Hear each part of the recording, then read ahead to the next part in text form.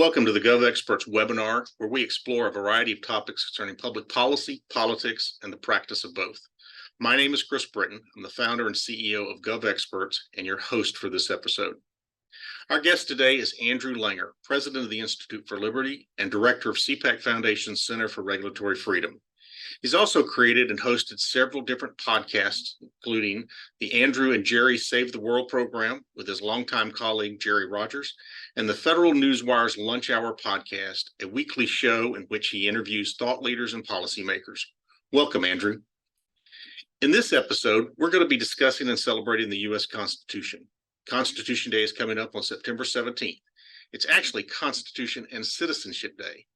And the 17th marks the 236th anniversary of the signing of our U.S. Constitution, a remarkable document that binds our nation together even today. So why is it important to discuss and celebrate our Constitution? First, every citizen needs to understand the Constitution better and our rights and responsibilities as citizens underneath it.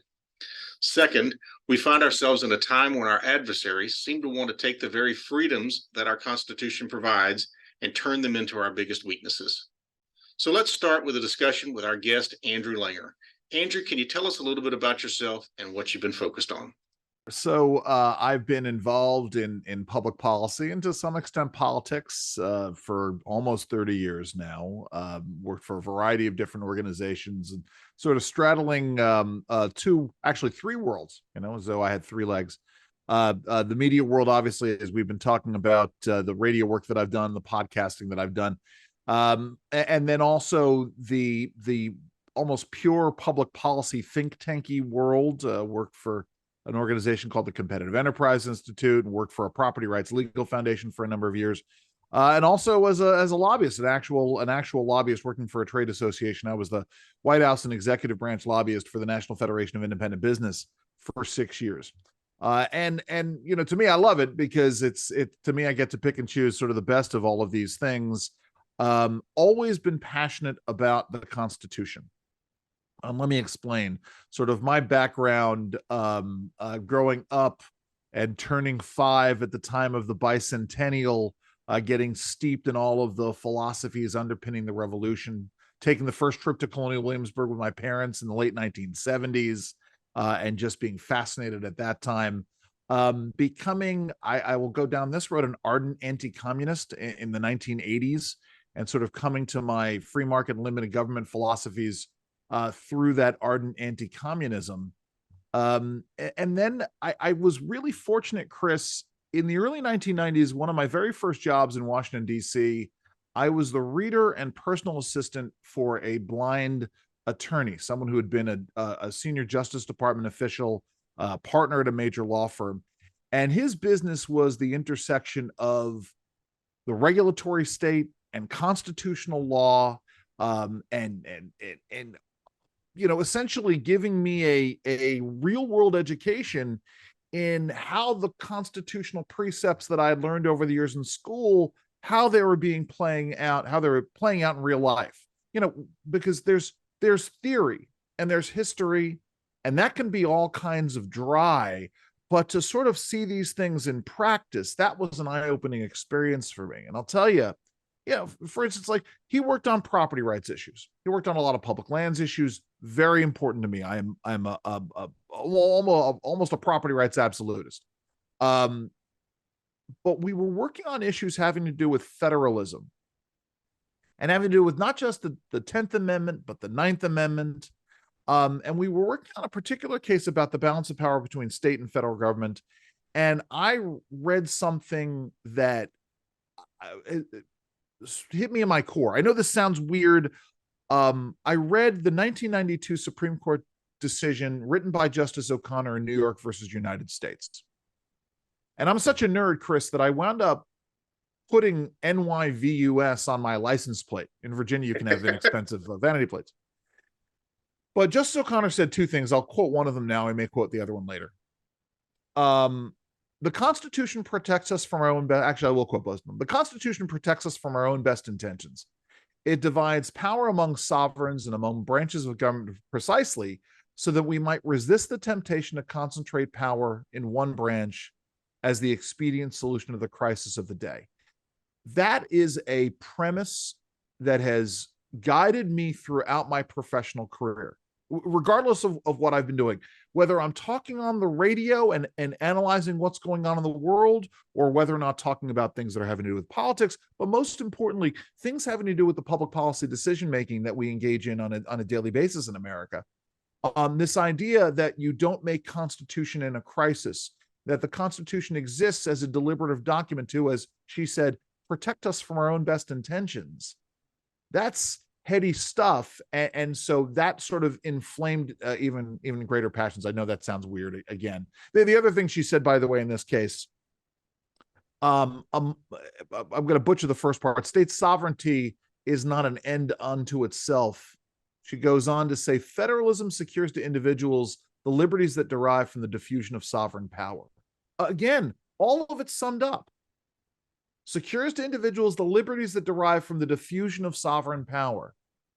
You don't concentrate power in one branch as the expedient solution to the crisis of the day. Diffusing power protects individual rights. And that's where my passion for the Constitution comes in certain measures.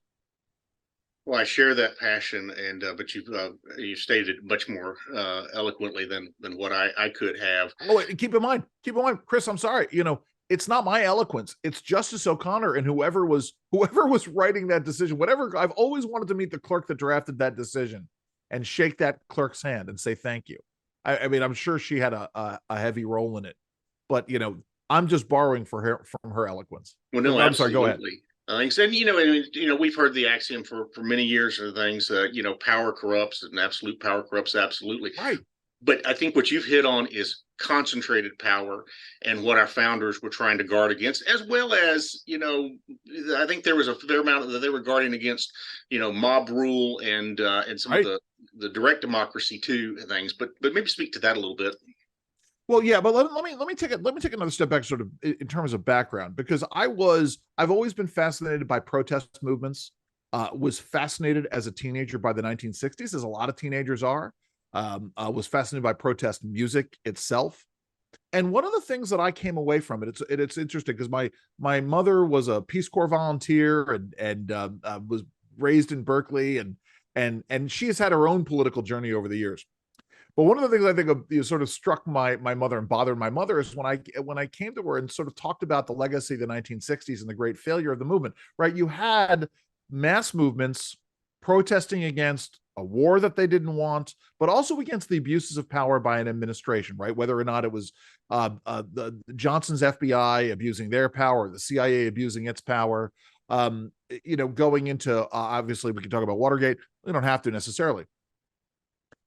But what didn't happen, Chris, is what's so important, right? I mean, obviously, Nixon had to resign, and the president's men went to jail, blah blah blah.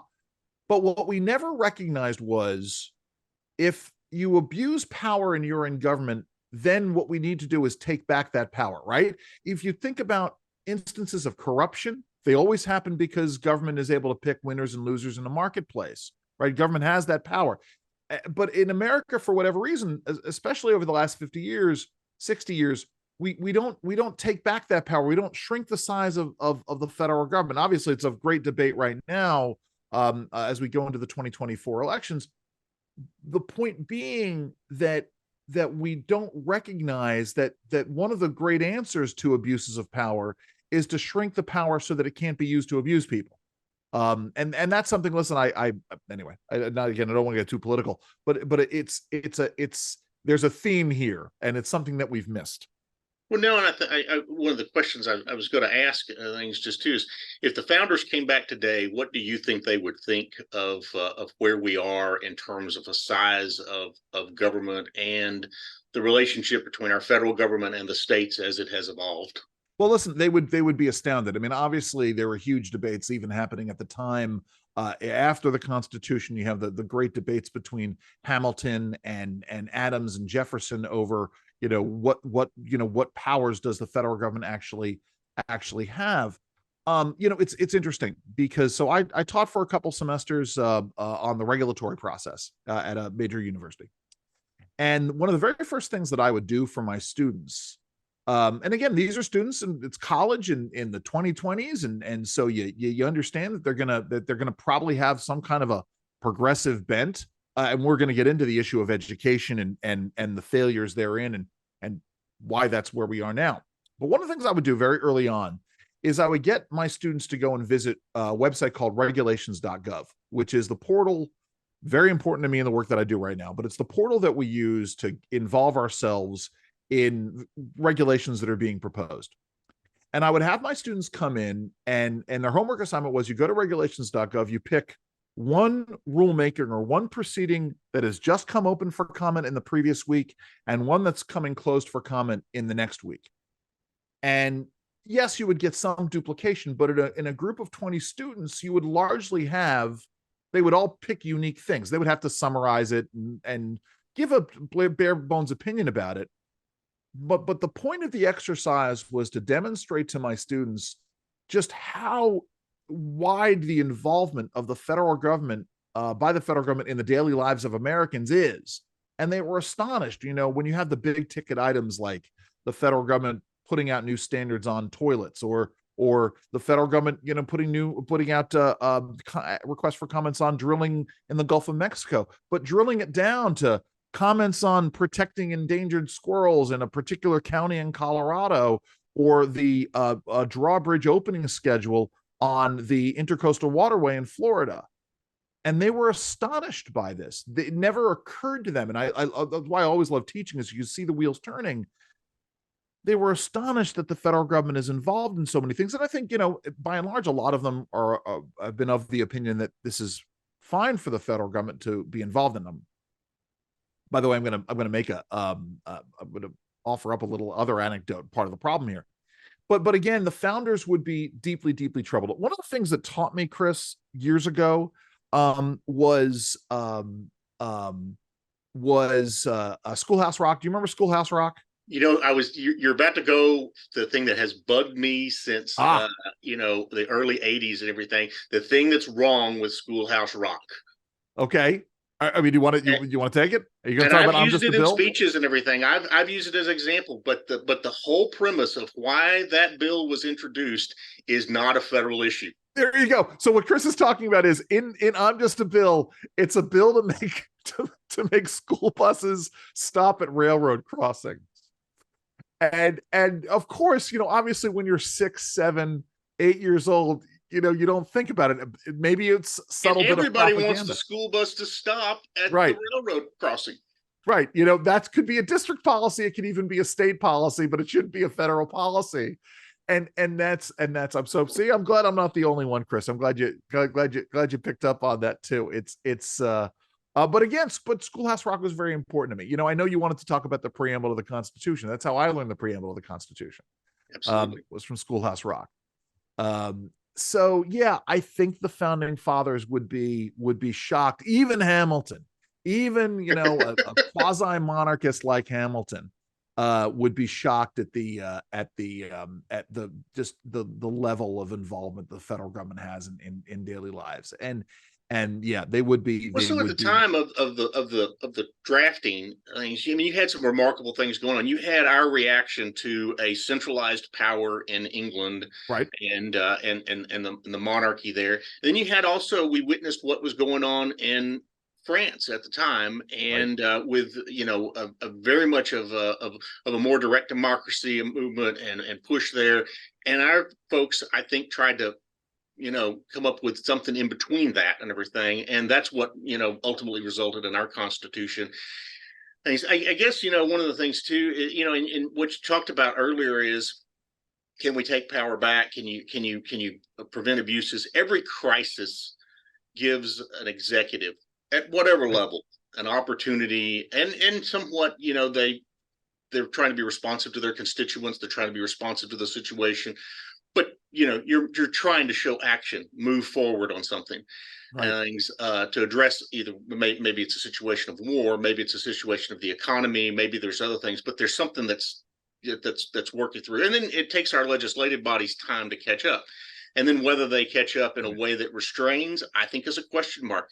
And so the question I have for you now, just in terms of our overall system, is: are we able to self-correct? Well, right. I mean, listen, I think we've seen moments. Here's the tension, and it even gets outside of the pure political process. And not that we can sort of, I know we're going to talk a little bit about our foreign adversaries, and I think you've said this, even people domestically who want to use Mhm. these precepts to turn us against one another. Here is the problem, right? Anytime someone wants to come in and make changes, those with a vested interest in maintaining the status quo, they get into overdrive in terms of shutting down those movements.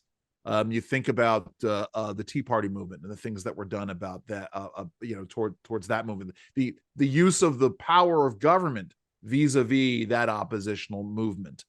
You look at the last administration and the attempts to undermine. And I'm not even talking about the election side of it, but just over time, the attempts to undermine what that administration was doing. And now sort of it plays itself out, right? We're seeing this at the local level in terms of parental involvement in schools on a wide variety of issues.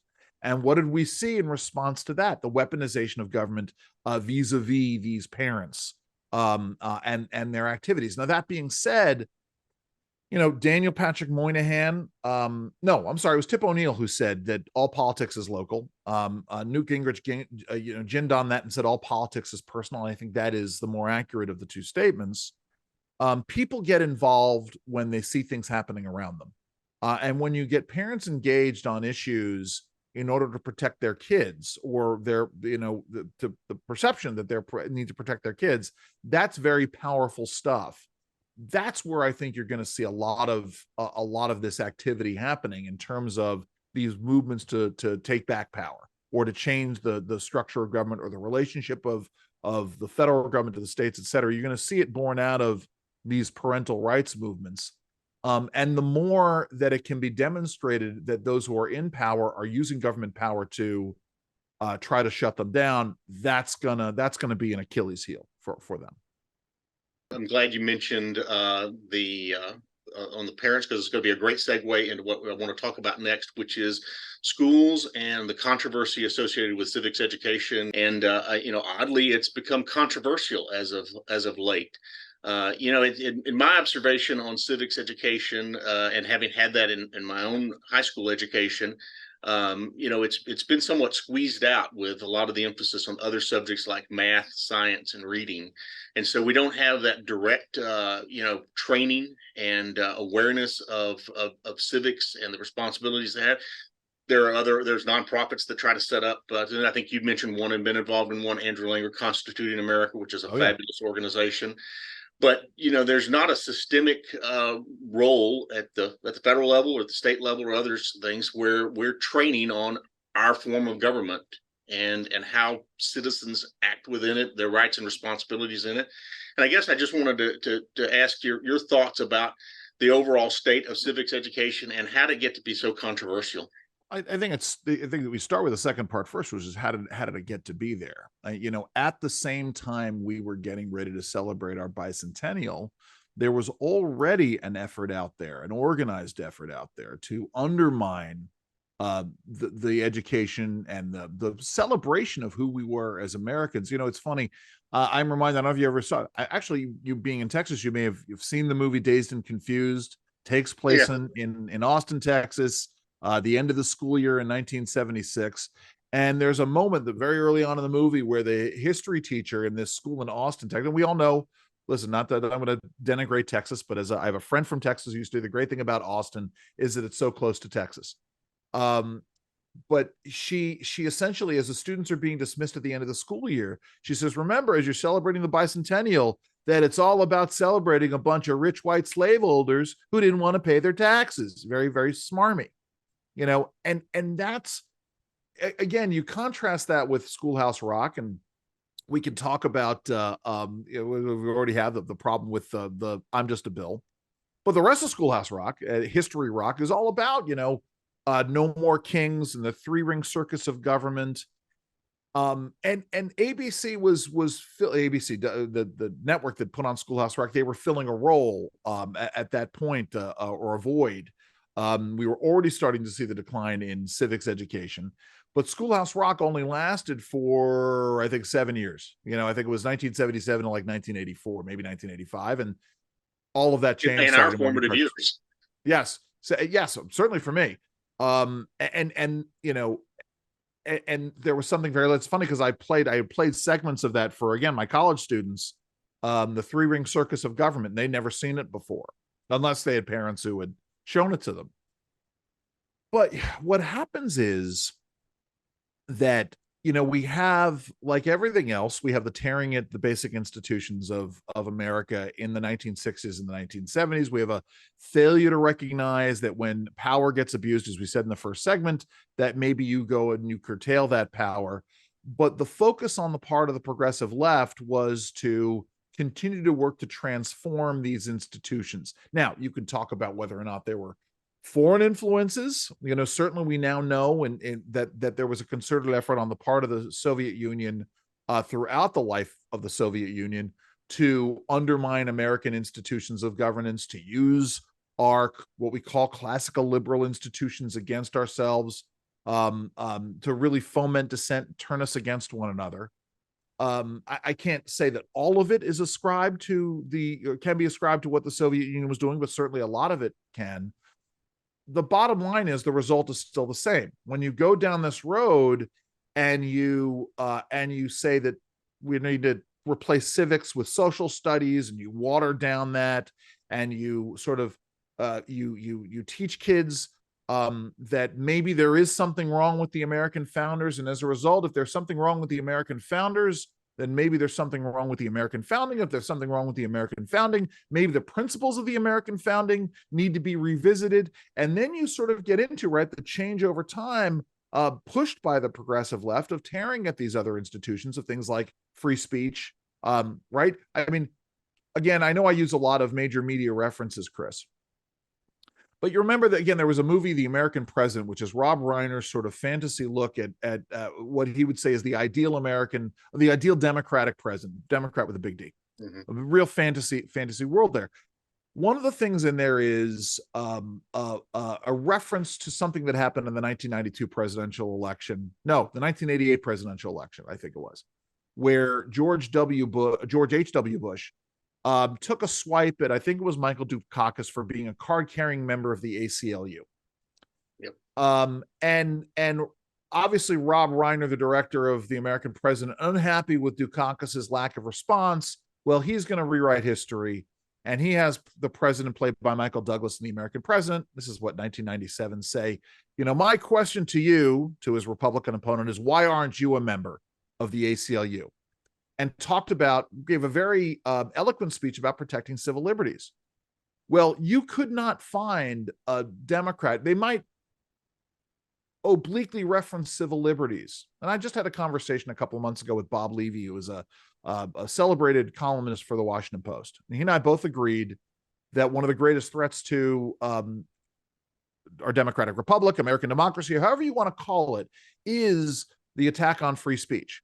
And this is because the left, the line, I'm sorry, maybe we don't want to go down the road of me beating up on progressives, but the point is, when the left abandoned free speech as a bedrock principle, something fundamentally changed in America.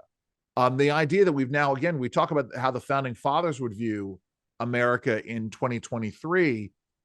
Progressives of the 1960s would look at, 1950s, 1940s, the lions, the founders of the American Civil Liberties Union, would look at it today and say, what is, I don't recognize this. In fact, I believe it was one of the chairmen of the ACLU, his name's now escaping me, who said, I don't recognize this organization anymore.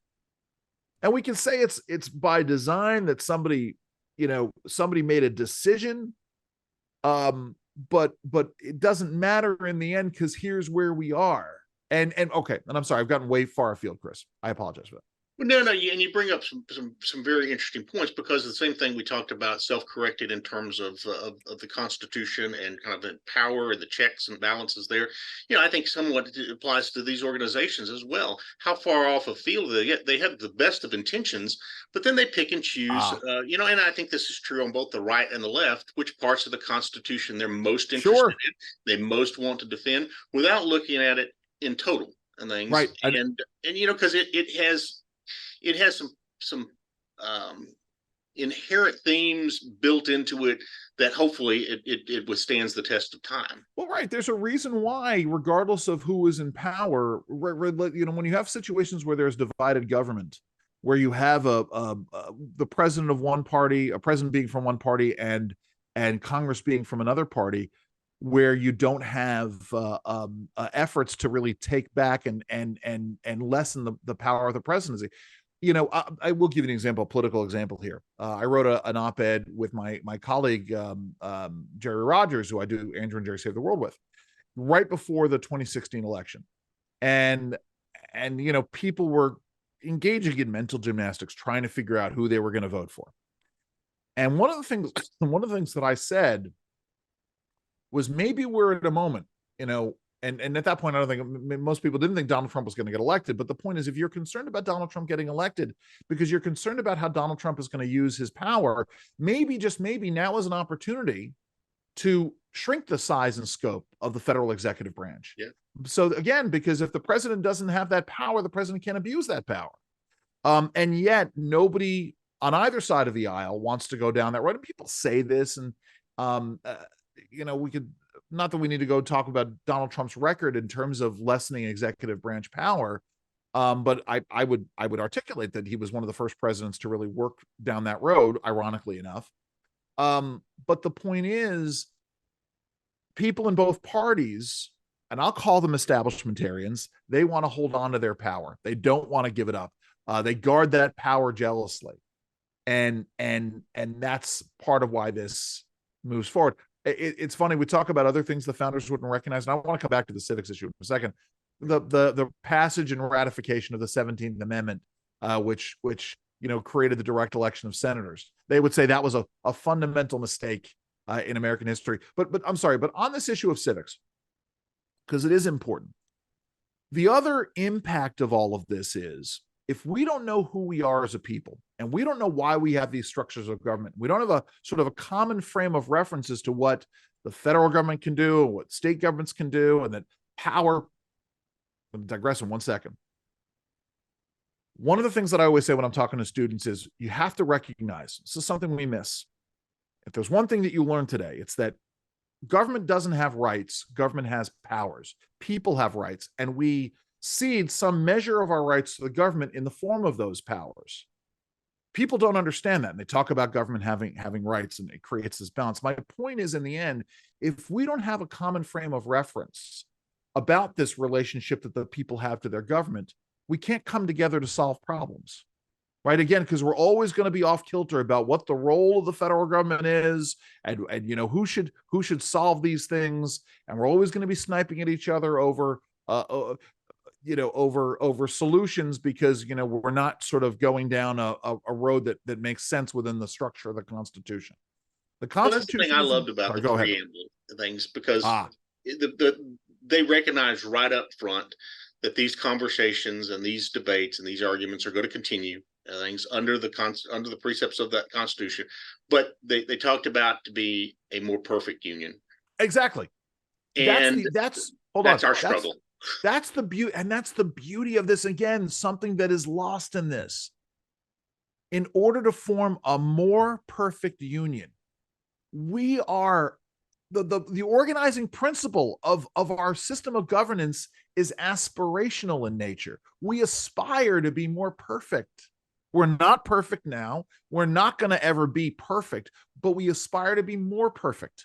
So suffrage moves us closer to a perfect union. The abolishment of slavery moves us closer to being a more perfect union. Right. All of those things are part of a vision under a Constitution that's written and endures that moves us closer to being a more perfect nation. It's and there's something so beautiful and wonderful and perfect in that sentiment. The idea And of we aspire, and this is part of the problem, is that again for a half century or more, we have people who focus on our imperfections and say that that's a bad thing. That's why America is not exceptional and not the greatest nation on earth, and why our structure of government is flawed, and and all of those things. It sort of leads them down, and we need a reawakening, a rebirth of the concept of aspiring to be greater. it's that struggle that I think makes us an exceptional nation. I agree. That's That that's and the that's fact that anybody can come here and be an American. And we can sort of talk about, I mean, not that we need to go down and have an immigration debate, but the idea, right? A long talk about this. If I move to France tomorrow, I can live in France for 50 more years if I'm lucky. But I'll never be considered French. I can move to England, I'll never be considered English. I can move to China, I'll never be considered Chinese, and so on and so forth.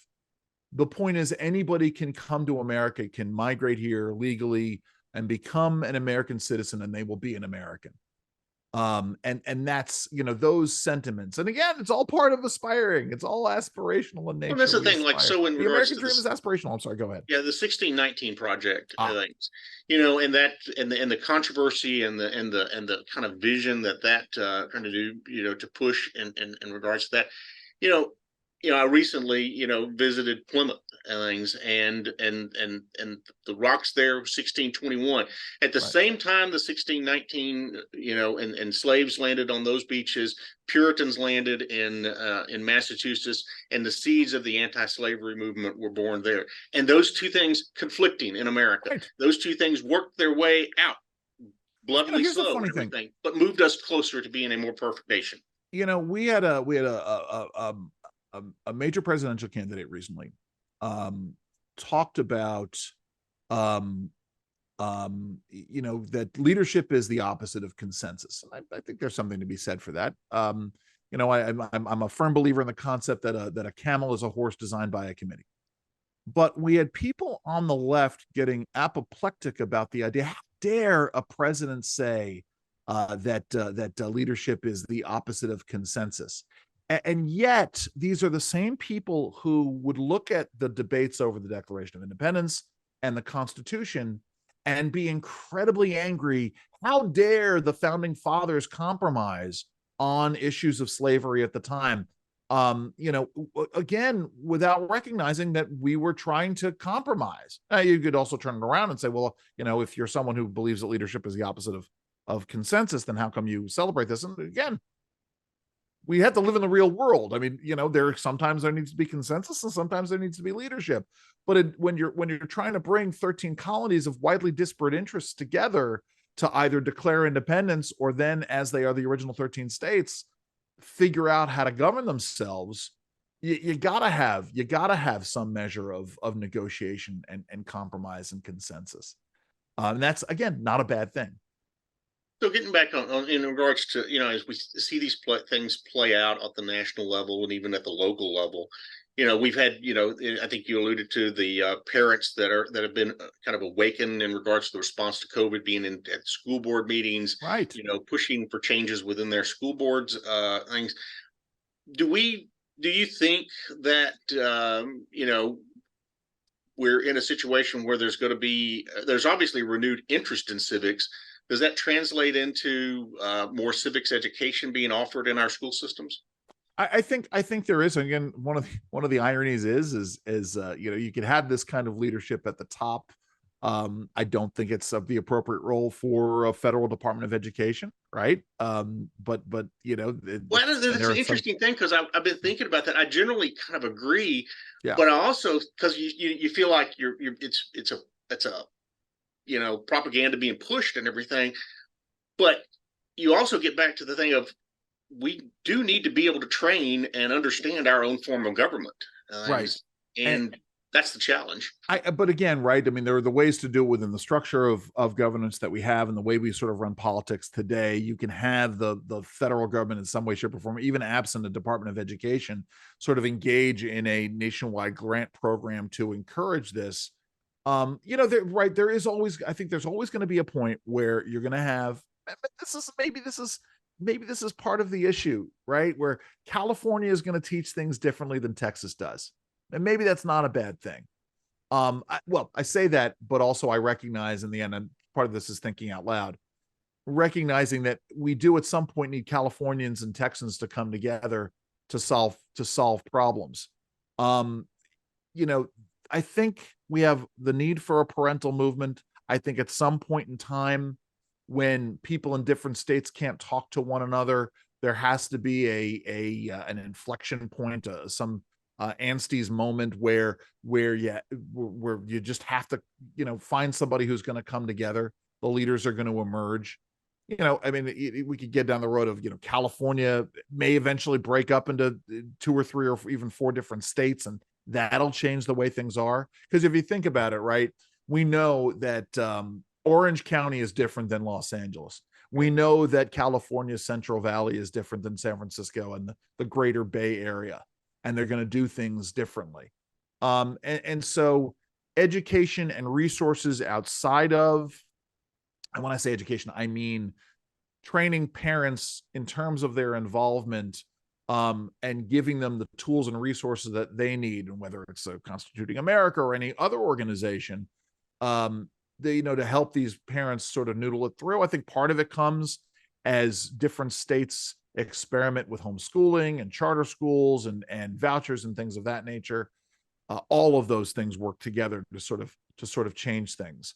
But in the end, right, and I'm going to sort of take what I said. We do need to have a moment where at least that there is some kind of bare bones understanding of the way this nation works by someone in California or New York, and as well as somebody in Texas or Virginia or Iowa or wherever, because we all have to sort of be operating under the same rules. It's bad enough that we got sort of 2 political sides that don't operate under the same impressions. Anyway, It'd be good if we all bought into the same rules of the game. right. Thanks. So, as and I think too, just on and I'm curious as to your thoughts in regards to the response to COVID. I think COVID has kind of shaken up the political environment, I think and that's to true. the point where I think both Republicans and Democrats are challenged to know exactly how to navigate that. I think I think they're getting a more sure footing. These days, I think you see some of that coming out in the debates and the discussion of things. I think we learned a lot of lessons. And thing about politics that I've noticed is everybody wants you to have the right answer immediately. Right. And when you're faced with a global pandemic, there's going to be a lot of learning on the job. Right. And responding to it. So I think we can take the lessons that we learned from COVID, and move forward with it. But we didn't know those beforehand. And despite all the planning and all the things, and I think what is it? The plan is good right up until the first punch gets thrown. And yes. and then we're improvising. And no so battle now plan where do survives we first go from contact this? with the enemy. And what happens in those school boards? What happens at the state houses? What happens at the federal level? No, that's absolutely true. I am reminded one of the one of the phrases that I like to use that's been modified by my dad. I said the most well-intentioned policies eventually bump up against very real realities, right? You could be the most well-intentioned person in the world and push policies that are founded in your honest and earnest belief that you're going to make positive change, but eventually reality is going to intercede on things, and it's going to change those things. It's the other phrase that's used is no battle plan survives first contact with the enemy. That's certainly true with regards to COVID. My dad refined what I'd said. He said, Andrew, there are many roads to utopia. All, however, must traverse the surface of the earth. And he's absolutely right in that regard. Again, it's the situation. Not that I want to go down a policy road, but yeah, let's assume for a moment that climate change is real, that it's man-made, that it's going to have devastating consequences on things, and that the answer to that, the most well-intentioned answer to that is we stop using any kind of fossil fuel immediately. We stop using oil. We stop drilling for oil. We stop using coal. We stop mining coal. We just do that. Again, well-intentioned policy, but the reality of that situation and what it does to not just American society, but global society is horrifying. And so, again, that's why we have debates, and that's why we have the structure that we do in our government in terms of having this balance of the balance of power. I know you want to talk about mobocracy and democracy. We'll get to that in a moment. But the point is why we have this system where all viewpoints get taken into account, and we protect the right of someone who's got a dissenting viewpoint to say that, right? Once you silence dissent, it's not just that you step into tyranny, but you also essentially destroy the marketplace of ideas. And I believe in the free market and the democracy of the free market, and including in the marketplace of ideas. And if you don't have that, if you don't have that free exchange of ideas, innovation dies, and you can't solve problems if innovation dies. Well, that's the thing too, because we have had a great awakening. There are more people paying attention to the political process now Yeah. than ever before. Somewhat as a result of COVID, somewhat as a result of the national elections, somewhat as a result of other things that are happening. And I think the process it will work its way out in regards to Yeah. that. I want to talk a little bit about what you alluded to, kind of the global environment we find ourselves in, the competing systems that we find ourselves in there relative to freedom versus more autocratic governments, things, and talk about kind of our place within that. Former Secretary of Defense Robert Gates, I think, has observed and reported that China's criticism of the United States is, or what they use to undermine us with other countries is that we can't make a decision, that our democratic system doesn't come together, and often sometimes we've been able to do it in times of crisis, whether that be in times of war or times of economic challenges. But I think that's we haven't done that in a while, and so how as we talk about our constitutional system and our ability to come together as a nation, what do you see for that? What do you see the challenges? What do you see as the opportunities? Well, I think part of it is, this idea, as we've been talking about, that there are foreign powers that want to see us turned against one another, want to see us to be unable to come together. Nikita Khrushchev famously said, it was attributed as him saying, "We will bury you." What he was really saying was, "We will be at your funeral." Right. And that was at a time that the Soviet Union was starting to be engaged in turning Americans against one another, that using our precepts of classical liberalism, our deliberative process, to turn us against one another and keep us sort of constantly dithering. China is doing the same thing. So, China, but it's hard to explain that to the American people in the end here. And it comes out, there was a moment, again, we talk about these challenges. There was a moment, not after the 9/11 attacks, where for about 4 or 5 days, Americans were really coming together. And then part of, as a result of what had happened during the 2020 elections and the bitterness and anger that the various sides felt towards each other, the recrimination started setting in, and the blame game started in earnest, and the media helped fuel this. People didn't like George Bush or George W. Bush. They called him a smirking chimp. There were a lot of things like that. And so they made it impossible for Americans to come together and heal as a nation. And so as a result of that, everything becomes political. Any of these crises become political. COVID is a prime example of that. And I'll say this much, there were moments, listen, I can criticize Barack Obama for certain moments that he missed in terms of bringing Americans together at time. There were moments that Donald Trump missed in terms of bringing us together as Americans, whether it is to sort of work to end the lockdowns or to understand how we can take things seriously. But I will say this much, with Donald Trump, anytime Donald Trump wanted to have a glimmer of hope in terms of COVID, the media and the left would not give him, and again, I don't want to turn this into a left-right thing, but the media would not give him a fair shake on that. Donald Trump started talking about the light at the end of the tunnel, and the media was horrified because there are people who benefit from America being in a crisis, to consolidate power, or to get ratings, or what have you. So that's a real challenge that we have. What's happening in Central Europe vis-a-vis the Russia-Ukraine war, and the very sort of angry positions that people take. And it used to be that that Americans' political and partisan divisions would, end at the water's edge, but we're not in that situation anymore either. And so we can't come together, though as you point out, we very much have to. And I know we're going to sort of talk about optimism in a bit. So Yeah. Well, and let's kind of move into that and things. yeah. I mean, obviously, we're on the precipice of a national election and things, and so that will divide us. Then hopefully, there's an opportunity to unite us. Things, in regards to moving forward. We've got just tremendous challenges out there. The war in Ukraine being one of the bigger examples of that. We've got a very aggressive threat coming from China.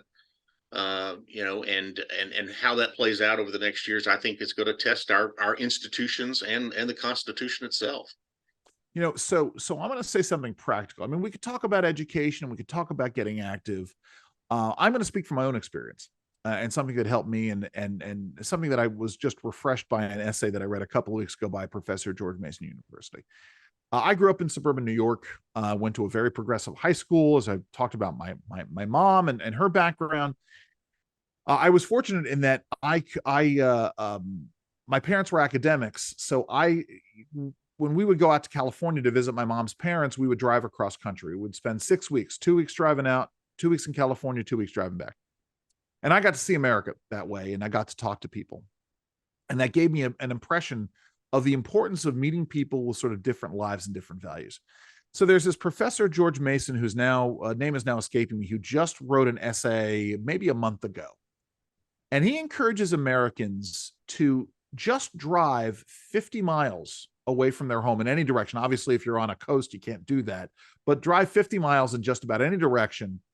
Go visit some place where you've never been and have a conversation with somebody who's there.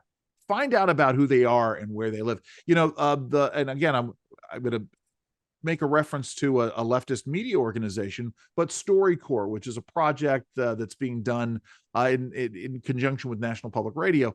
They're doing a One Small Step project where they're matching people of different political interests who happen to live in the same area and have roughly the same the same sort of age and sex and all that. They're matching them to have a conversation, to learn more about each other. That is part of this. We need to be better about discovering who we are, and doing so, by the way, in a way where you don't come to sort of preconceived notions about who the other people are, because that tends to make people get defensive. But I love this idea. Work it out on a individual level. I think Americans respect each other. I think general things. I think they understand the value that others bring to the equation of what makes us whole as a nation.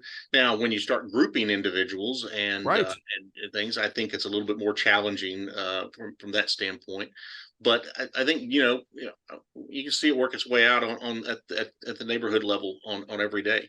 And see, that's just it, right? I mean, there's the neighborhood aspect of it, but this idea of also sort of getting out of your comfort zone and out of your neighborhood and getting to some place that you may have never been to before and having a conversation with someone there and sort of better understanding who they are.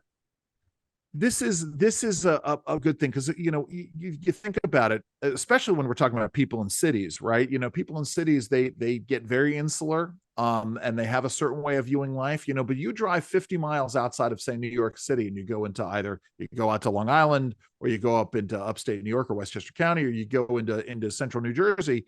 People are living very different lives, and it can be a game changer. So that's that to me is one of the practical things. I also think, if you're a parent with kids, get your kids out to the national parks, go and visit DC, have your kids read out loud what's written at the Lincoln Memorial, come and visit Colonial Williamsburg, go and visit Mount Vernon, go and visit Gettysburg, go and visit Bunker Hill. And you get a sense, a much greater sense as to who we are as a people and what we were fighting for. Well, my family is 3 states short of our 50-state trek. We Nice. promised our daughter that we would make all 50 states before she graduated from high school. COVID kind of put us behind a little bit, but Sure. we're on track to. What's missing? We're missing Ohio, Michigan, and Hawaii. So it's taken me, I'm 52. It has taken me all of my life. I am now down to 2, Oregon and Hawaii. Okay.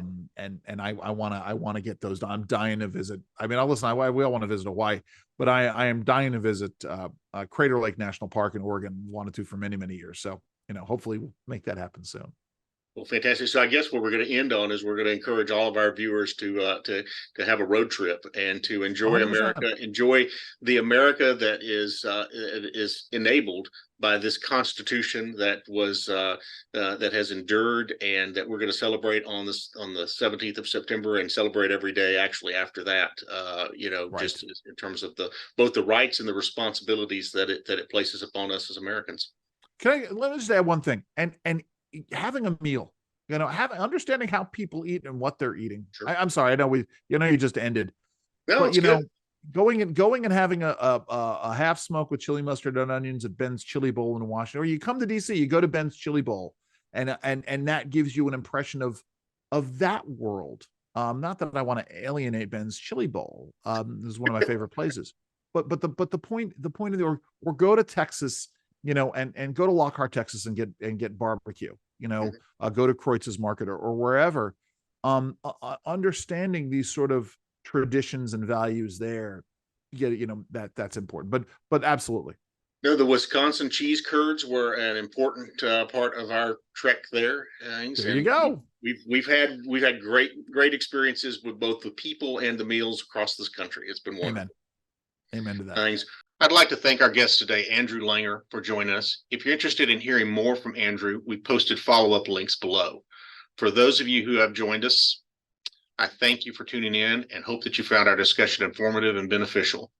GovExperts exists to help facilitate substantive and serious discussions between and about the public and private sectors. If you like this episode, we would appreciate you sharing online and following GovExperts on LinkedIn, Facebook, and our other social media pages posted below. Thanks, and have a good day. Thanks for joining this edition of GovExperts Insights. We invite you to follow this and other episodes at govexperts.com or on LinkedIn, Facebook, YouTube, and our other social media channels.